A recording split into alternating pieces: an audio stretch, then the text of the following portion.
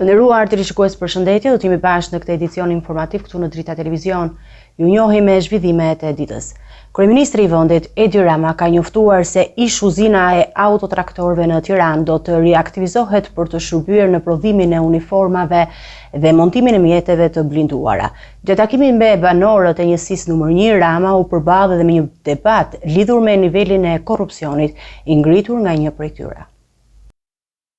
Kryeministri Edi Rama ka shpathur një iniciativë të re për riaktivizimin e ish uzinës së autotraktorëve në Tiranë, duke shndruar atë një qendër prodhimi për industrinë ushtarake. Pasi edhe në këtë aspekt i kemi të gjitha mundësitë që të bëjmë prodhime të cilësisë shumë të lartë dhe krijojmë vende pune dhe të furnizojmë forcat tona të armatosura apo forcat e rendit me uniforma shumë cilësore dhe më pak të kushtueshme, dhe nga ana tjetër të krijojmë një bazë prodhuese që do të mund të shërbejë edhe qëllimit të eksportit. Rama theksoi se kjo riaktivizim do të fokusohet në prodhimin e uniformave dhe montimin e mjeteve të blinduara dhe për këtë qëllim është nënshkruar një marrëveshje me kompaninë Timak të drejtuar nga Rjeta Puca, e cila ka prodhuar makinën e parë ushtarake shqiptare të quajtur Shota.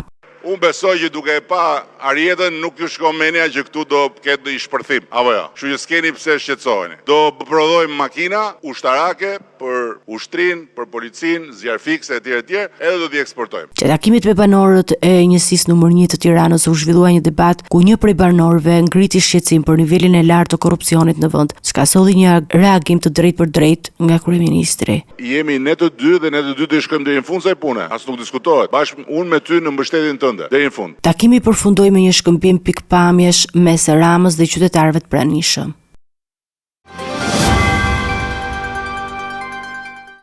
Kryetari i Partisë Demokratike Sali Berisha ka zhvilluar një takim me punonjësit e një fasonerie në kryeqytet ditën e sotme. Gjatë bashkëbisedimit, Berisha tha se fasonët janë prodhim, punësim dhe krenari kombëtare, duke shtuar se situata e tyre e vështirë do të marrë fund me datë 11 maj. Gjatë një takimi në një fasoneri në Tiranë, kryetari i Partisë Demokratike Sali Berisha ka prezantuar një plan të ri fiskal për të mbështetur biznesin shqiptar. Ai ka deklaruar se do të ulen taksat dhe çmimi i energjisë si pjesë e një pakete të gjerë për të përmirësuar klimën e biznesit në vend. Se ne do bëjmë një revolucion fiskal, do transformojmë klimën për biznesin. E dyta, ne ulim çmimin e energjisë. Në 18 do të jetë 6 lekë, do ta kemi më të ulët. Dhe kjo përbën një leverdi për Berisha premtoi gjithashtu krijimin e një bordi që do të kompensojë bizneset që janë dëmtuar për shkak të vlerësimit të euros. Për të gjithë eksport, ne garantojmë spari një bord i cili do të kompensojë qindark për qindark, cent për cent rënien e euros, e cila është një faktor që dëmton shumë çdo sipërmarrës që prodhon për eksportin. Ai foli gjithashtu për mungesën e forcës punëtore, duke theksuar se largimi i të rive është një problem i madh për vendin dhe premtoi politika të favorshme për rikthimin e migrantëve. Ky ndoqi këtë politikë, tikin se do marrin punëtorë nga jashtë. Mirë, po kjo na zbrazin në mënyrë të pamëshirë dhe i ka dhënë vendit disa tregues që si kamë as kush në botë. Për demokrati akuzoi qeverinë Rama për përgjegjësinë e falimentimit të bizneseve. Pse nuk ndihmojnë? Qina normale fason që punëson, qina grave vajza dhe mbanin familjet e tyre, por i latë falimentojnë dhe ato të largohen, ose të jetojnë në varfëri, ose të marrin rrugë të dhëut për gjetur punë në emigracion. Berisha kritikoi kryeministrin për përdorimin e një fjalëori të papërshtatshëm për të larguar vëmendjen nga problemet reale. Ka ndërmarrë një tur me banalitete, në të cilat do të zhvlerësojnë apo të bëjë të pa rëndësishme të gjithë problematikat e mëdha të krijuara sot për sipërmarrjen. Sali Berisha kërkoi gjithashtu mbështetje nga qytetarët për zgjedhjet e 11 maj, duke premtuar dyfishimin e buxhetit për sektorin ekonomik në mënyrë që të fuqizohet prodhimi vendas. Auditimi i listave të zgjedhësve ka nxjerrë pa probleme të rëndësishme në regjistrimin e votuesve, duke përfshirë adresat e pasakta dhe regjistrimin e qytetarëve pa shtetësi. Po ashtu janë evidentuar 1271 votues në burgje me banim në qarqe të tjera dhe 133 qytetarë të tjerë, të cilët janë përjashtuar nga listat për shkak të humbjes së shtetësisë. Auditimi i listave të zgjedhësve brenda dhe jashtë vendit ka zbuluar një sër problematikash në regjistrimin e shqiptarëve në banim jashtë vendit dhe në integritetin e të dhënave për votuesit brenda vendit. Në listën përfundimtare janë identifikuar 22.279 zgjedhës që votojnë në qendra votimi të ndryshme nga pjesëtarët e familjes dhe 525.873 votues me adresat pasakta. Po ashtu janë evidentuar 1.271 votues të cilët ndonse kryejnë dënimin në qarkun ku ndodhet qendra e votimit kanë banime në qarqe të tjera. Një tjetër problematik është evidentimi i 133 qytetarëve që kanë humbur shtetësinë shqiptare por ende figurojnë në listat e zgjedhësve. Raporti ka theksuar nevojën për gjetjen e një zgjidhjeje për qytetarët mbi 100 vjeç, pasi 4.411 të tillë janë përjashtuar nga lista për shkak të mungesës së regjistrimit në zyrat e gjendjes civile. Sa i takon votës së diasporës, 48.180 zgjedhës janë refuzuar për shkak të gabimeve në dokumentet e dorëzuara. Qarku me numrin më të lartë të refuzimeve është Dibra, ndërsa ai me përqindjen më të ulët është Gjirokastra. Në total, 390 votues kanë tentuar të regjistrohen më shumë se 4 herë, pa sukses, kryesisht për shkak të mungesës së adresës së saktë.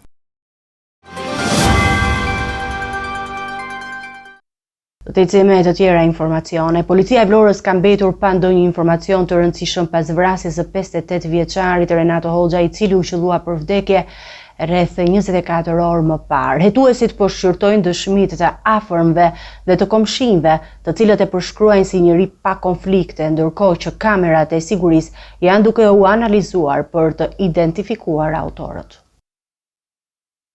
Në një ngjarje të rëndë që ndodhi në Vlorë, 58 vjeçari Renato Hoxha i humbi jetën pasi u qellua disa herë me armë zjarri. Policia ka mbledhur dëshmi të rreth 10 personave, përfshirë të afërm dhe komshinj, të cilën kanë pohuar se viktima nuk ka pasur ndonjë konflikt të njohur me askënd. Po ashtu, bashkëjetuesja e tij ka treguar se si e ka gjetur pa jetë pas të shtënave dhe ka njoftuar menjëherë autoritetet. Megjithatë, askush nga ato që janë pyetur nuk ka ofruar informacion të vlefshëm për autorët e krimit. Policia ka gjetur në vendin e ngjarjes 2 guzhoja të armës dhe ka konfirmuar se Hoxha ishte shqetësuar me 4 plumba, 2 në kokë dhe 2 në trup.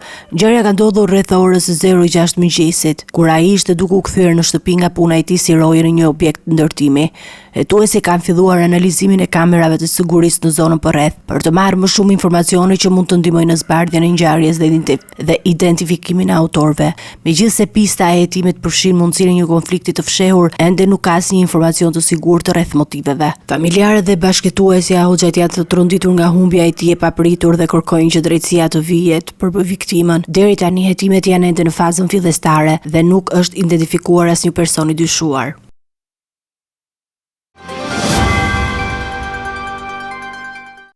Ministri i Shtetit për Pushtetin Vendor Arbian Mazniku ka kaluar më shumë se 4 orë në Prokurinë e Tiranës për të dhënë shpjegime lidhur me një hetim që ka të bëjë me shpërdorim detyre. Hetimi është hapur pas kallëzimit të bërë nga ish kandidati për kryetar bashkie Bellin Kliçi në një tender të dyshimt për asfaltimin e rrugës Xhon Belushi në Tiranë.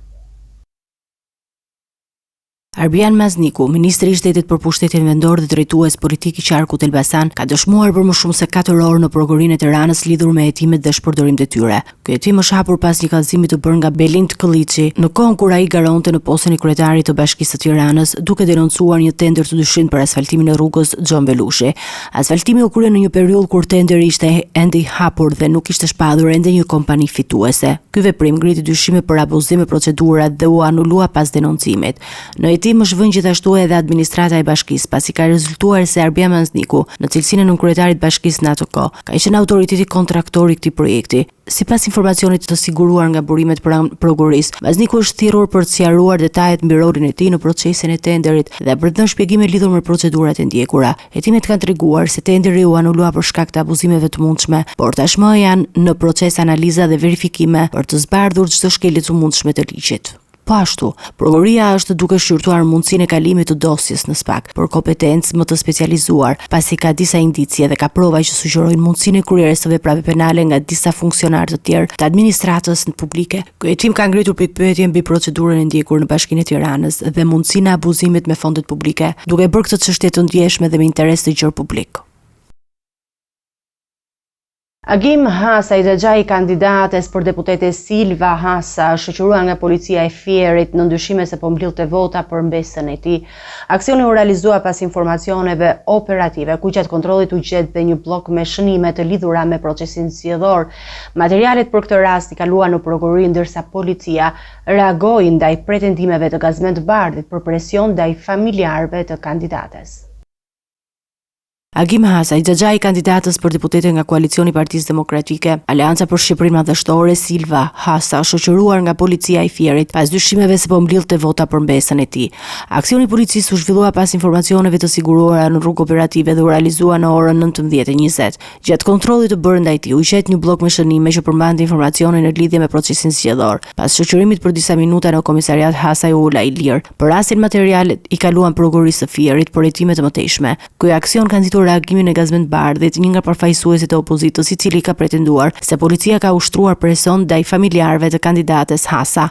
Megjithatë, policia e Fierit ka reaguar duke sqaruar se çdo veprim ka qenë në përputhje me ligjin dhe nuk ka pasur ndërhyrje të paligjshme. Pavarësisht këtyre shpjegimeve, Bardhi e ka cilësuar këtë si një shfaqje të qartë të kapjes së shtetit. Gjyqi ndaj biznesmenit italian Francesco Becchetti vazhdon të shtyhet. Seanca që ishte parashikuar për këtë të hënë u shty për me 12 maj, pasi mbrojtësit e Becchettit kërkuan audiot e seancave të mëparshme të gjykatës së shkallës së parë. Kjo kërkesë u miratua nga trupi gjykues, ndërsa procesi është hyrë gjithsej 20 herë që nga janari i vitit 2024, duke vonuar kështu marrjen e një vendimi përfundimtar. Gjyqi ndaj Francesco Becchettit, biznesmenit italian akuzuar për mashtrime të VSH dhe pastrim parash, vazhdon të zvarritet pafund në gjykatën e apelit me jurisdiksion përgjithshëm. Seanca e parashikuar për këtë të hënë në orën 9 u shtypur në 12 maj pas një kërkese të përsëritur nga mbrojtësit e Becchettit, të cilët kërkuan të kenë akses në audiot e seancave të mëparshme, zhvilluar në gjykatën e shkallës së parë. Kjo kërkesë u pranua nga trupi gjykues dhe një tjetër shtyrje është shtuar procesit që nga fillimi i vitit 2024. Kështu nga janari deri tani seanca ka pasur gjithsej 20 shtyrje. Avokatët e Becchettit kanë argumentuar se dëshira për të marrë audio në seancave janë të nevojshme për të garantuar një gjykim të drejtë dhe për të përgatitur mbrojtjen më të mirë të mundshme për klientin e tyre. Pas një vendimi të gjykatës së shkallës së parë që e dënoi Becchettin me 17 vite burg për veprën penale të mashtrimit dhe pastrimit parave përmes kompanive të tij, avokatët e biznesmenit italian kërkuan që procesi të rishikohej dhe seanca e mëparshme të vlerësohej nga gjykata për të mundsuar një gjykim të drejtë dhe të bazuar në prova më të plota. Gjykata e apelit i ka miratuar këto kërkesa duke dhënë afat për t'ia dorëzuar audio të kërkuara në një email të ardhshëm, por ka njoftuar se nuk do të pranojë kërkesa të tjera të ngjashme në të ardhmen. Francesco Becchetti është akuzuar për 4 vepra penale: vjedhje duke shpërdoruar detyrën, pastrimi i produkteve të veprës penale ose veprimtarisë kriminale, falsifikim dokumentash dhe krijimi i skemave mashtruese lidhur me etatimin mbi vlerën e shtuar. Becchetti, i cili ka në qendër të një skeme të madhe të mashtrimit dhe të pastrimit parave, është dënuar për këto vepra, ndërsa mbrojtësit e tij vazhdojnë të kërkojnë mënyra për të ndryshuar vendimet e marra deri tani.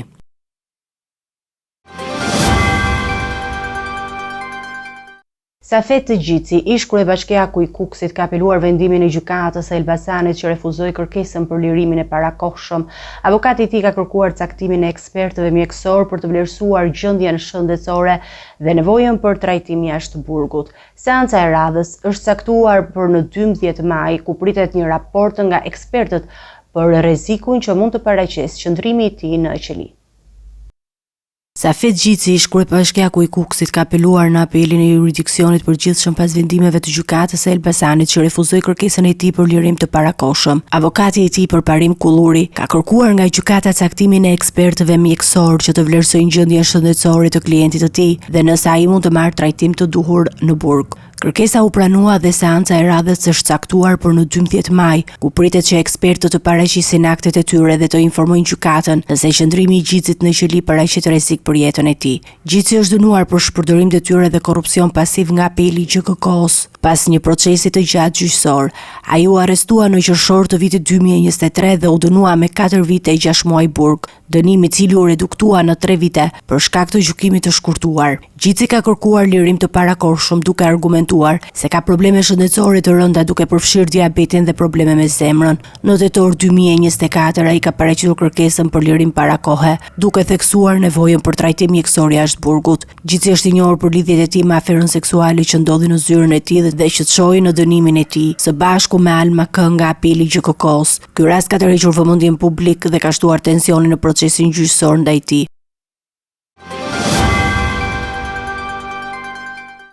Policia e shtetit ka zhvilluar operacionin Koordinata për parandalimin dhe goditjen e tentativave për kultivimin e bimëve narkotike, ku evidentuan 2 raste në fshatin Vik të Vaut të Dejës.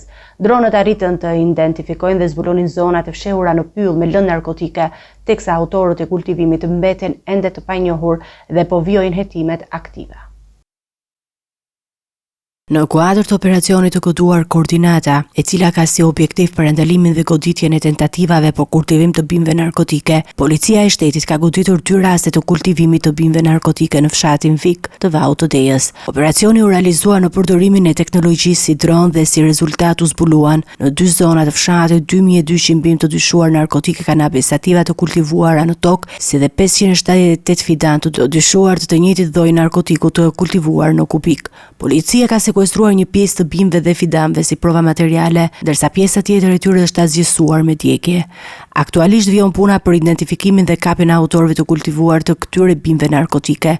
Materialet e çështjes janë dorëzuar prokurorisë pranë gjykatës së shkallës së parë të jurisdiksionit përgjithshëm Shkodër për hetimet mëtejshme dhe veprime procedurale.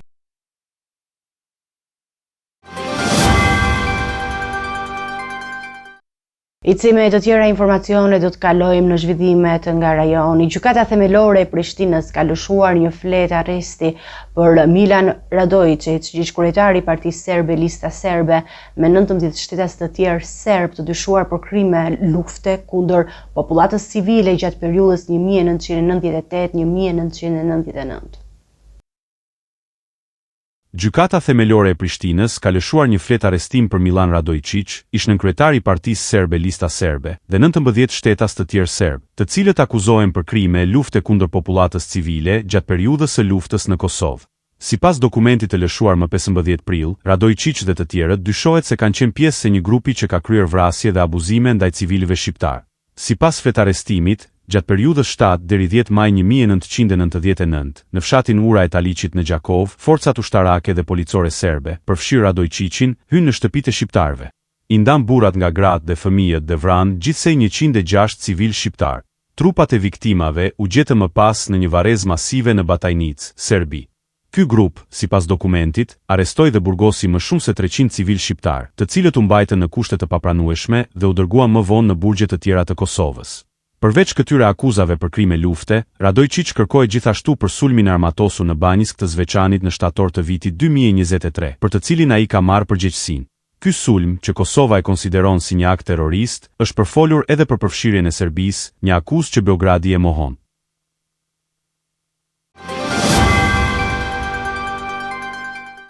Me zhvillimet nga bota, pas një periudhe zije dhe reflektimi, kardinalët janë mbledhur në Vatikan për të nisur procesin historik të zgjedhjes së udhëheqësit të ri shpirtëror të 1.4 miliard katolikëve në mbar botën. Kardinalët kanë përcaktuar 7 majin si datën e nisjes së procesit të zgjedhjeve të Papës së Ri.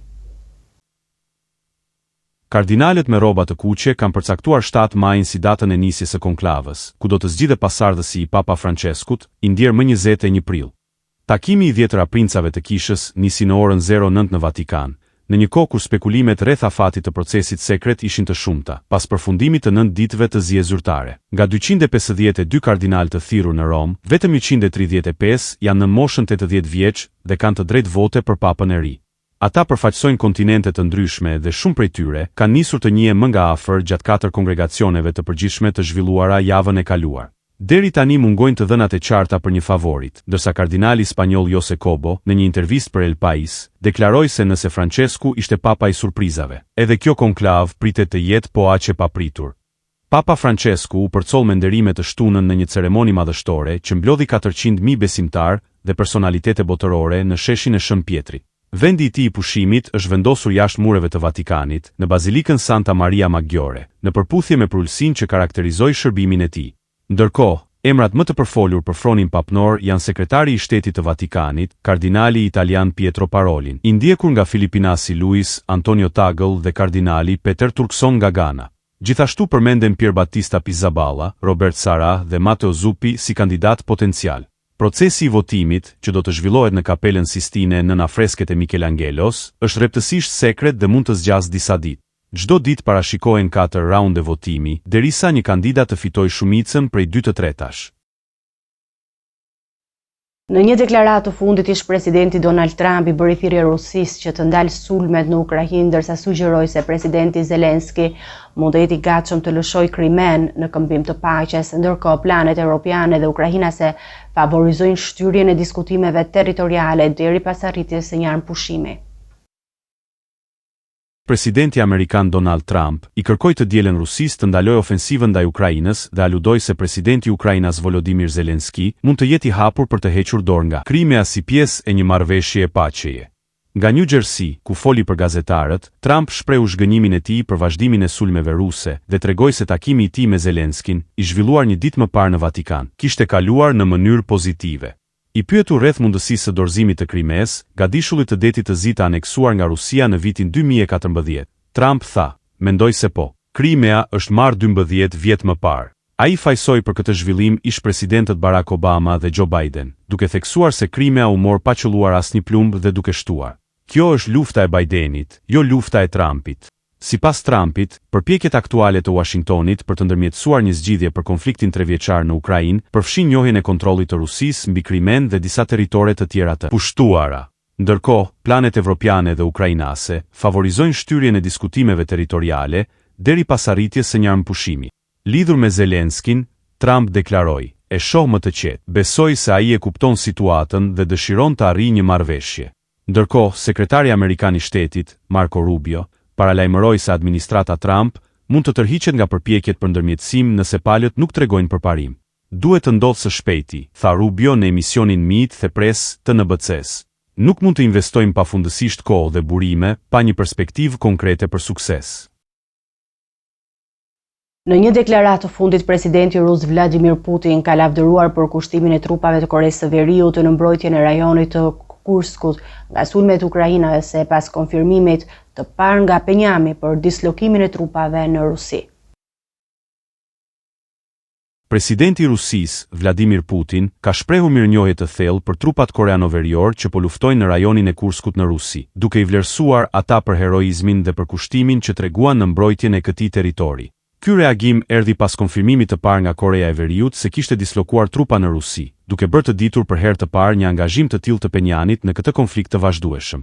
Në deklaratën e hënës të publikuar nga Kremlini, Putin theksoi se luftëtarët koreano-verior mbrojtën adeun ton si të ishte i tyre, duke ju bashkuar trupave ruse në operacionet ushtarake.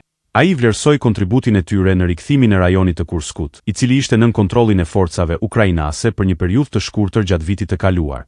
Një pretendim që është mohuar nga zyrtarët Ukrainas. Sipas zyrtarëve të inteligjencës të Shteteve të Bashkuara, Korea së Jugut dhe Ukrainës, Korea e Veriut kishte dislokuar mes 10.000 dhe 12.000 trupa në Rusi vitin e kaluar, duke shënuar pjesëmarrjen e parë të madhe të trupave koreano-verior në një konflikt të armatosur që nga përfundimi i luftës koreane. Megjithatë, Korea e Veriut kishte hezituar deri tani të konfirmonte ose të mohojë këto raportime. Lideri i Koresë së Veriut, Kim Jong-un, ka vendosur të dërgojë trupat në Rusi si pjesë të një traktati mbrojtjeje të nënshkruar me Putinin në qershor të vitit 2024, që është cilësuar si një nga marrëveshjet më të rëndësishme të mbrojtjes mes dy shteteve që nga fundi i luftës së ftohtë. Traktati kërkon që Rusia dhe Korea e Veriut të ofrojnë ndihmë të menjëhershme ushtarake nëse njëra prej tyre sulmohet. Në deklaratën e Komisionit Qendror Ushtarak të Koresë së Veriut, Kim Jong-un u shpreh se dislokimi i trupave kishte si qëllim shfarosjen dhe çrënjosjen e pushtuesve neonazist ukrainas dhe çlirimin e rajonit të Kurskut në bashkëpunim me forcat e armatosura ruse. Kim theksoi se ata që luftuan për drejtësinë janë heronj dhe përfaqësues të nderit të atdheut. Në një seancë të zhvilluar në gjykatën ndërkombëtare të drejtësisë, përfaqësuesit të OKB-s dhe palestinezët akuzuan Izraelin për shkelje të ligjit ndërkombëtar duke refuzuar të lejojnë furnizimin me ndihma humanitare në Gaza. Izraeli ka ndërprerë plotësisht furnizimet për 2.3 milion banor të rripit të Gazës që nga 2 marsi duke përkeqësuar situatën humanitare. Autoritetet izraelite theksuan se nuk do të lejojnë furnizimet derisa Hamasi të lirojë pengjet. Gjatë seancave të fundit në gjykatën ndërkombëtare të drejtësisë, Organizata e Kombeve të Bashkuara dhe përfaqësuesit palestinez akuzuan Izraelin për shkelje të ligjit ndërkombëtar dhe për pengimin e hyrjes së ndihmave humanitare në Gaza. Seanca u zhvillua për të shqyrtuar pretendimet e ndalimit të furnizimeve në një territor të pushtuar, ku më shumë se 2.3 milion njerëz po përballen me krizë humanitare të thellë. Organizata e Kombeve të Bashkuara dhe palestinezët theksuan se Izraeli ka detyrime ligjore për të siguruar furnizimet humanitare për popullatën vendase. Ndërkohë që përfaqësuesi palestinez e akuzoi shtetin hebre për përdorimin e ndihmave si armë lufte në konfliktin e vazhdueshëm. Në këtë kontekst, këshilltari ligjor i Organizatës së Kombeve të Bashkuara theksoi se Izraeli ka një detyrim të qartë për të mundësuar mbështetje për fëmijët dhe shërbimet shëndetësore në Gaza, duke kujtuar statusin e tij si fuqi pushtuese. Përfaqësuesit izraelit reaguan duke kritikuar gjykatën, duke thënë se seancat po politizohen dhe përdoren për të detyruar Izraelin të bashkëpunojë me një organizatë që ata akuzojnë për lidhje me terrorizmin. Izraeli ka deklaruar vazhdimisht se nuk do të lejojë hyrjen e mallrave dhe furnizimeve në Gaza derisa grupi militant Hamasi të lirojë të gjithë pengjet, një akuzë që Hamasi e ka mohuar. Seancat dëgjimore do të vazhdojnë për 5 ditë në Hagë, duke pritur një vendim të mundshëm të gjykatës ndërkombëtare të drejtësisë në lidhje me këtë çështje të ndjeshme.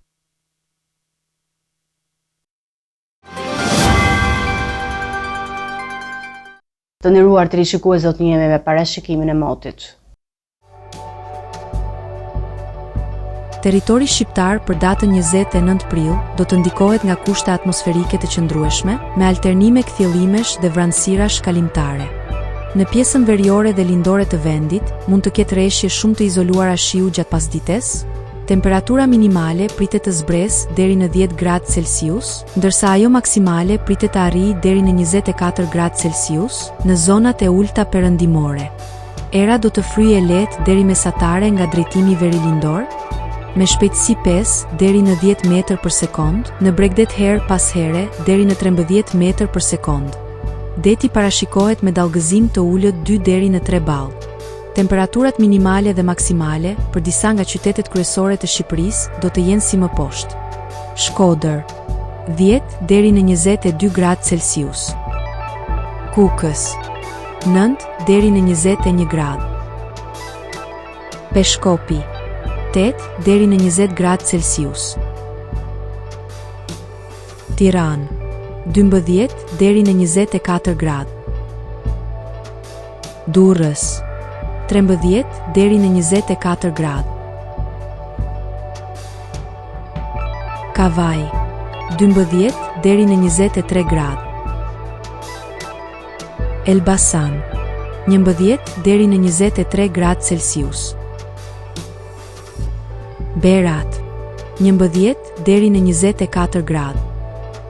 Korç 8 deri në 19 gradë. Vlorë 14 deri në 22 gradë Celsius. Gjirokastër 13 deri në 24 gradë.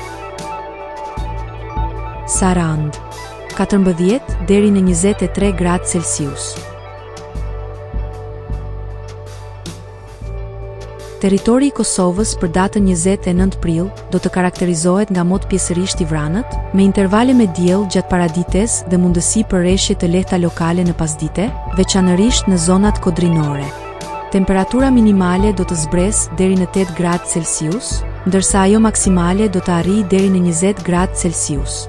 Era do të fryjë lehtë nga drejtimi verilindor, me shpejtësi 4 deri në 9 metër për sekond dhe në lugina her pas here deri në 12 metër për sekond. Temperaturat minimale dhe maksimale për disa nga qytetet kryesore të Kosovës do të jenë si më poshtë. Mitrovica 8 deri në 19 gradë Celsius. Podujev 8 deri në 18 gradë. Skënderaj 8 deri në 17 gradë Celsius. Pej 9 deri në 19 gradë. Prishtinë 8 deri në 20 gradë Celsius. Gjakov, 9 deri në 19 gradë. Malishev, 9 deri në 18 gradë. Gjilan, 8 deri në 19 gradë. Ferizaj, 8 deri në 19 gradë Celsius. Kaçanik, 9 deri në 18 gradë Celsius. Suharek, 9 deri në 18 gradë. Prizren, 9 deri në 19 gradë Celsius.